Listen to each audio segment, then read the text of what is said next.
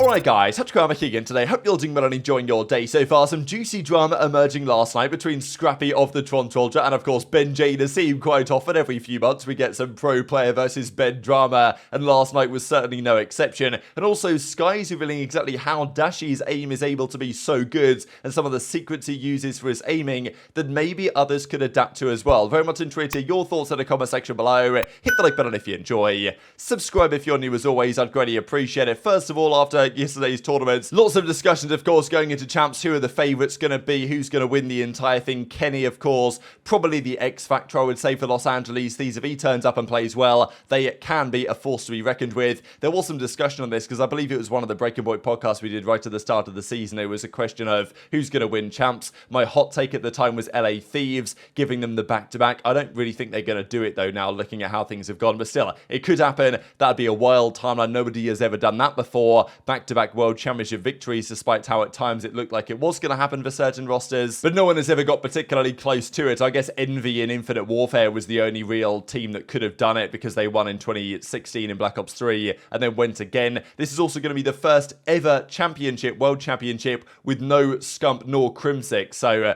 yeah, end of an era, right? Crim with the most series wins in champs history at 45, Scump with the second most at 44, but you know, maybe Scump, because I think we said the other day the only player that could actually hope to top this is probably Slasher, who I believe sits at like 38 champs series victories. But maybe if Scump is required to step in for OpTic, which could or could not happen, then he could potentially get to number one here. We'll see about that, I suppose. This is also a stat for Mediocre Dare. I'd never heard of this before, and I'm kind of surprised that I haven't. I thought this was really interesting. So we said the other day that probably 7 or 8 of the 10 World Championship winners have been very competitive or just straight up won or been in the finals of the previous tournament. There's only a couple of teams that have placed like top 8, top 12, top 16 and then won the next event at the World Championship. It's very rare to happen. Usually the team that wins has done very well before. But even to go one step further than that, every single time a World Championship has happened, one of the finalists also was a finalist at the previous tournament, which is pretty insane actually. So for Rico that won champs, they won the previous event. Cole that won champs, they got second the previous event. And you go down the list and you find that every single year there has been a grand finalist at champs that also was a grand finalist the event before. So in these cases, they were either second and then won, or in TK's case, they won and then were second at champs,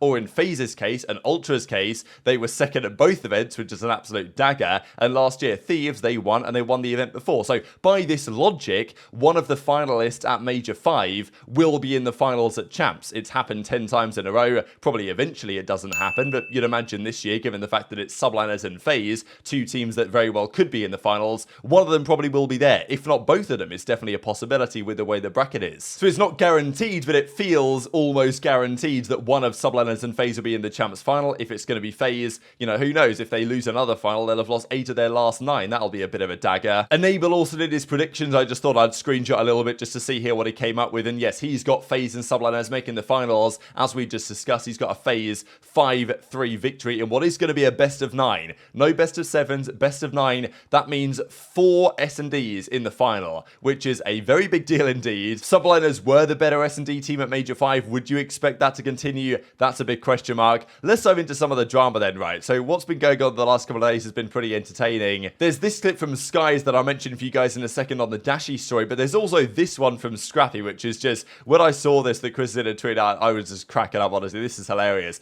So Scrappy versus JoeDeceives. We know that every so often, right? I mean, last year it was, you know, Ben versus Dashy. Maybe it was even the year before, and they had a bit of beef, just because Ben, you know, he's never been a pro player, right? So when he talks in certain ways, some of the pros don't like it. I like Ben. I think he's a great character. And what I really respect about Ben is that he does speak his mind. Like, he could be in a call with 5 pros all telling him something else, but if he believes what he believes, he's going to say his point. And honestly, sometimes he's got a fair point, because the pros can be pretty hypocritical at times. But regardless, Scrappy was apparently getting roasted by Ben, and then he roasts Ben back pretty hard in this one, to such an extent that I've just got to mention it. 3 best of 5.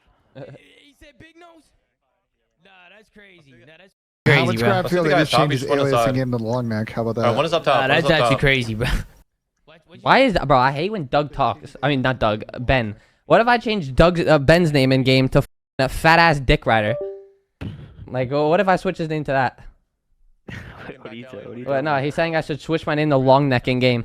No, I like didn't have it. He should name it to Fat Ass Dick Rider that knows nothing. Right now or no? Who was in your Johnny? I don't know. He should be worried about his hair color. Maul's on one of those It's teams. gray at 28. Somebody go B because that was Maul's on one of those teams that's Jesus literally- Christ. Oh, no, he's- Your stream, you know what's weird about Dashy? You know how normal people, right? They aim like this, like with a thumb like this. He aims like this, like you know how thumbs. He aims like this,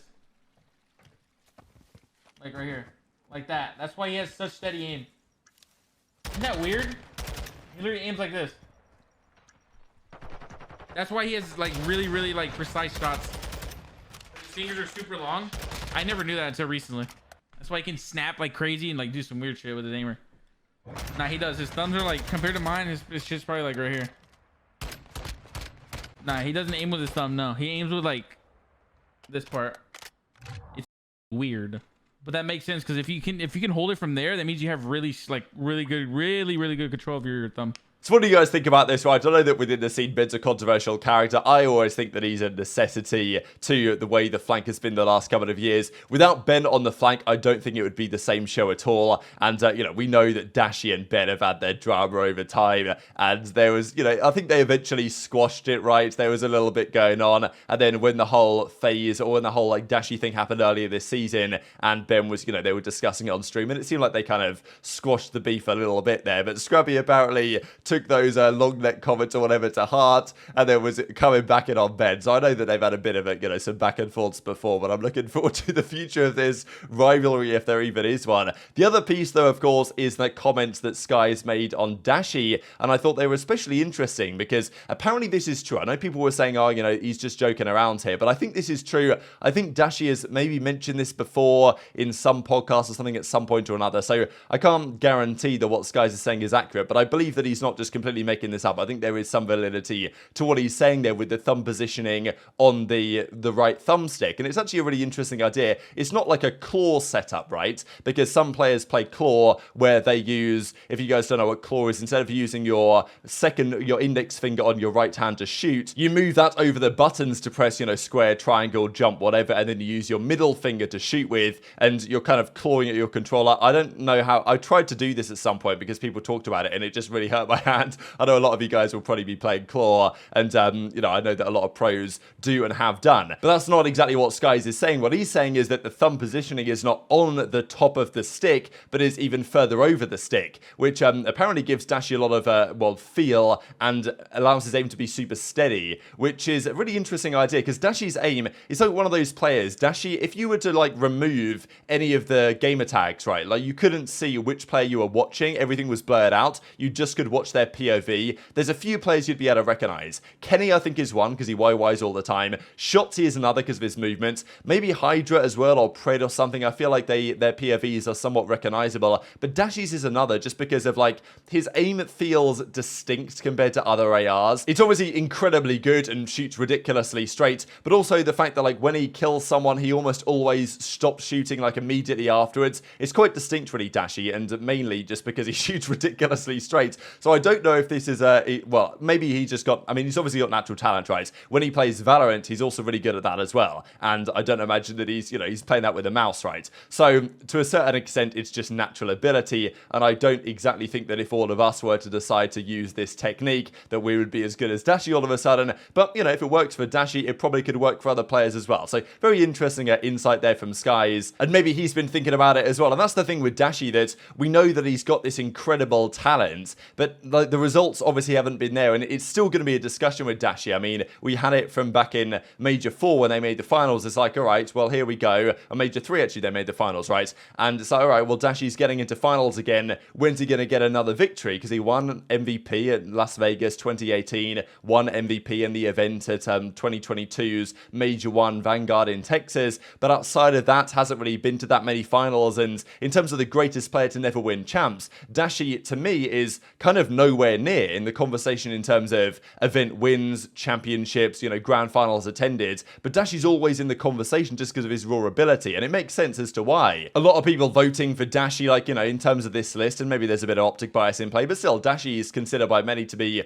top 5 best players to have never won champs. And in terms of pure ability, absolutely sure, but in terms of like accomplishments, hasn't really been there. And of course, nowadays it's more difficult to win and all these other factors, but it's still an interesting conversation around Dashy because of all the drama with OpTic over the last couple of years, and definitely the level of talent that he has deserves more than he's accomplished so far. But you know, still a long career ahead of him, hopefully. But he's been around a long time now, right? 2017 he made his debut, shortly before the World Championship. Did just want to quickly mention here before we close out the video on the whole FaZe Thieves dynamic. I know some of you guys were mentioning yesterday, because if FaZe don't win champs, what do they do? I think they've proved, there was a time maybe a couple of months ago where I thought, you know what, if FaZe really fall off now, there's a chance that Simp and aBeZy split up, or maybe even Cellium as well. The way it stands, I can't see that happening. They're just looking too good going into champs. But let's say they come 3rd or 4th, or they have, like, by their standards, a poor event. Would they make a change for Slasher? Because he's the most obvious odd man out. He certainly knows that himself, right? He knows coming into the team what the situation would be. Is there a good upgrade there? The only guy that I can really think of that people have been mentioning is Octane, right, from Thieves. Maybe Octane for Slasher, like, you know, similar players in certain respects. That could work well, I think. Would Octane want to do that, right? Just because he's said before that the only organization he wants to play for from now to the end of his career is LA Thieves, or 100 Thieves in general. So, you know, but still, if FaZe were to say, look, we want to change for Slasher, Octane, do you want to come along? Would he do it? I mean, you know, why not, right? But outside of that eventuality, Slasher can probably feel relatively confident that he's going to be able to stay around on this team, because I'm just not sure what other player makes sense unless they decide to do what they were going to do in the off-season and try and get Shotzzy in. Okay, that's not going to happen anymore with Shotzzy, but in the off-season they wanted Shotzzy, probably put Simp to the flex, which that could also work. So it depends what they feel like there, because if they want to Pred, you know, who knows? Maybe Slasher has to be more concerned than I think that he does. But again, it all depends on what happens at the World Championship, right? Also, one thing to mention here from Logic Reddit, I thought this was really nicely laid out, actually.